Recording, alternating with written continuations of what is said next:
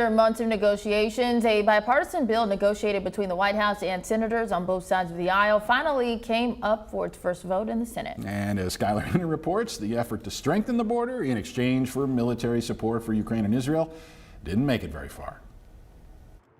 The bipartisan bill to strengthen the border and provide aid for Ukraine and Israel died in the Senate Wednesday. Senate Republicans have looked more and more like their House counterparts and transformed themselves into the Chaos Caucus. Senators on both sides of the aisle spent more than 4 months negotiating the details. We knew from the beginning it's not going to be perfect, but we also knew the status quo was untenable. Despite Republican leadership backing the compromise, many of the rank and file were dead set against it. I think a Republican leader should actually lead this conference and should advance the priorities of Republicans. The final straw came when former President Donald Trump slammed the efforts.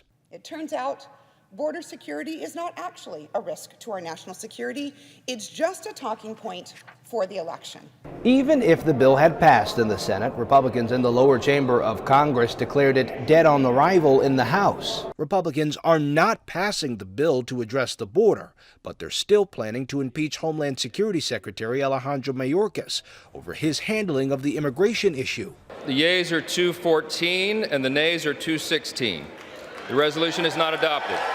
Even though they failed to impeach him on the first vote Tuesday night. Mayorkas needs to be held accountable. The Biden administration needs to be held accountable, and we will pass those articles of impeachment. Republicans fell 1 vote short Tuesday night, but they expect to try again when Louisiana Congressman Steve Scalise is healthy enough to return to work. Skylar Henry, CBS News, Capitol Hill. And Texas Democrat Al Green surprised Republicans when he left the hospital to show up and vote against Mayorkas' impeachment.